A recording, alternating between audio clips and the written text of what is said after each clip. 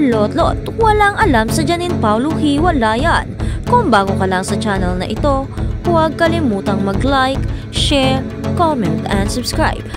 Base sa mga reliable source, totoo naman daw talagang nagkabalikan sina Janine Gutierrez at Paulo Avellino.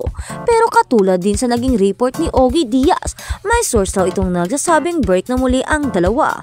Kung titingnan ang timing ng breakup news ngayon, mas lalong magiging maingay ang promo ng Paolo Kim Chiu ni Sergey. Ang What's Wrong with Secretary Kim? Nagtatanong-tanong kami, lalo na sa mga taong malalapit either kay Janine o sa kanilang dalawa. In fairness sa kanila, iisa ang sagot, no idea. Ipinaliwanag naman nila na kaya wala silang alam kahit malapit silang dalawa. Hindi sila nagtatanong ng personal na bagay. Not unless daw ang mga ito o isa sa kanilang dalawa ang mauunang magsabi o magkwento.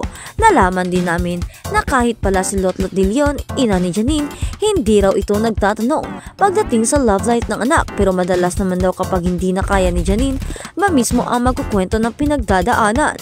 Chika rin ang source namin, kahit daw yung sinasabing nagkabalikan ang anak at si Paulo, wala raw alam si Lot-lot.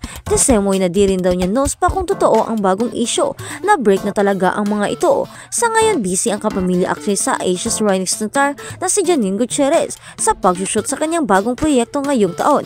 Ito ay ang Lavender Fields na pinaninindigan ni Janine Gutierrez, Jericho Rosales, Chori Santa Maria at Jolina Magdangal at marami pang iba. Sa ngayon, tahimik lang at walang imik ang dalawang patungkol sa kanila si Paulo Avellino.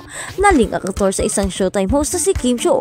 Nakatambalan niya sa susunod na proyekto na kung saan ay nag-intriga na mayroon daw relasyon ang dalawa, kaya hiwalay na sila ni Janine Gutierrez at hindi na nakipagbalikan pa si Paulo dahil mayroon ng sinitang singkit na nakasungkit na kanyang puso. At sa kabilang banda naman, Dominic Roque denies courting Catherine Bernardo. Dominic sets the record straight that he is not courting Catherine. Mariing itinanggi ni Dominic Roque ang kumakalat na hakang-hakang nililigawan niya si Catherine Bernardo. Sina Dominic at Catherine ay parehas ngayong single matapos nilang makipag-break sa kanilang dating karelasyon na sina Bia Alonzo at Daniel Padilla. Ang haka-hakang panliligaw ni Dominic kay Catherine ay nagsimula ng mapansin ng netizens ang madalas na pagkikita at pagsasama ng dalawa kamakailan. Kabilang dito ang pagsasama nilang mag-workout at mag-facial treatment sa isang derma clinic. Dahil dito, isang entertainment page sa Facebook ang inilathala ang posible raw na relasyon ng dalawa. Dominic Roque na nililigaw nga ba kay Catherine Bernardo? Caption ng entertainment page sa kanilang Facebook post nitong Martes, June 25, 2024. Bagay na mabilis namang nakarating kay Dominic. Agad niya itong nilinaw sa pamamagitan ng pagsasabing hindi totoong nililigawan niya si Catherine. Sa comment section ng nasabing Facebook ay nag-iwan ng komento ang aktor para sa pabulaanan ang kumakalat na balita tungkol sa nunay na relasyon nila ng dating nobya ni Daniel. Komento ni Dominic, "Kapatid ko po yan, bros." Hindi lingid sa kaalaman ng iba na malapit na magkaibigan sina Catherine at Dominic. Nasa iisang barkadahan sila noon na kung tawagin ng Nguya Squad, kasama ang ex-boyfriend ni Catherine na si Daniel at iba pa nilang celebrity friends na sina Patrick Sogi, Marco Gumabaw, Joe Vargas, Alora Sasam at Joshua Garcia. Kasama rin sa grupo ang real-life couples na sina Khalil Ramos at Gabby Garcia, Sofia Andres at Daniel Miranda, at Ria Atayde at Sanjo Marudo.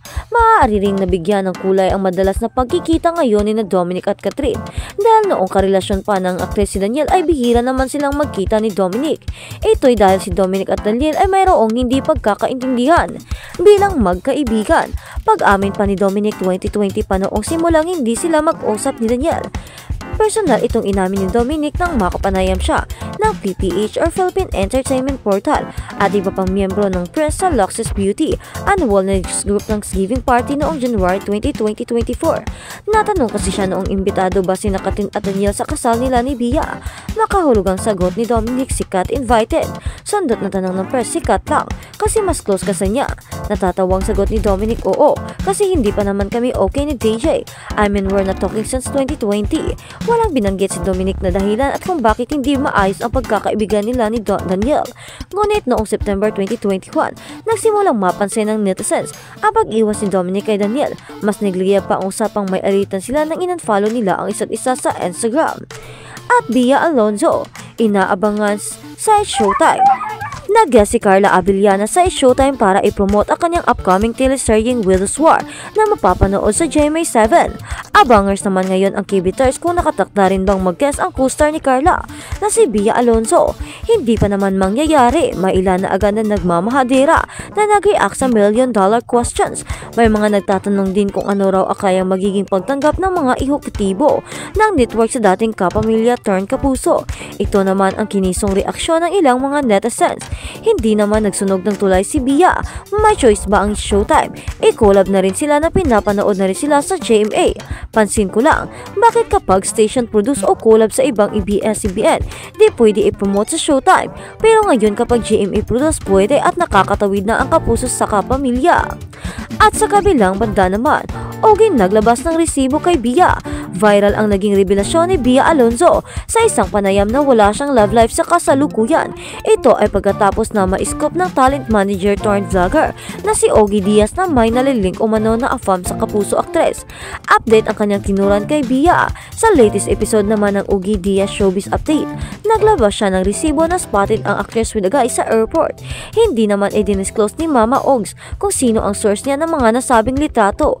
Dagdag pa niya, ang foreigner daw na nalilink kay Bea ay dating jowa ni Kylie Versusa ayon sa kanyang source. Gayunpaman, nagbigay naman ng pasubali si Mama Ogs na pwedeng aminin o dininay ang kanyang nasagap kay Bea.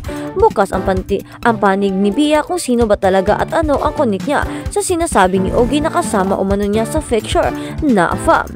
At sa kabilang balita naman, Sharon pasabog ang komersyal. Nagpapasalamat si Sharon Cuneta dahil naibalita. Sharon Cuneta will be forever the queen of commercials. Sharon Cuneta recreates iconic sakay na commercial for Netflix ayon sa GMA News. Anya, ilang taon ako sa barko ko na ferry. Pagaling doon di na ako nakabihis. Dumiretso na sa Netflix PHPS. Kaya nagkasakit lumipad uli. Komento ng netizens. Nilaro ng Netflix ang isang Sharon Cuneta. Haha. Ang akala ng mga tangkapanood ay dating super ferry commercial si Sharon. Ang kanilang napanood. Naaaliw sila dahil ang dating iconic word na sakay na ng super ferry ay naging lipad na nood na mula sa Netflix. Classic. The megastar is indeed the last airbender. Walang pwedeng gumanap nito, kayo lang po. Legends only. Sharon is a multimedia megastar. She penetrated the movies, films, albums, concerts, locals, and entel. Multi-million endorsement, no one comes to her. Through the once and the only megastar, no one comes to her achievements. Wow, Mega 3.2 in views and counting in less than 24 hours. The Mega's reign as queen of commercials and TV ads continues. Your star is shining more brightly now, forever number in our hearts. Queen indeed. From Super Fairy to Netflix commercial, grabe ang nostalgia ng Super Fairy ad na iyon. Parang time machine ko yun sa YouTube. Until now, memorize ko pa rin ang kanta. The original Billboard Queen, say pa ng mga comments ng kanyang mga fans.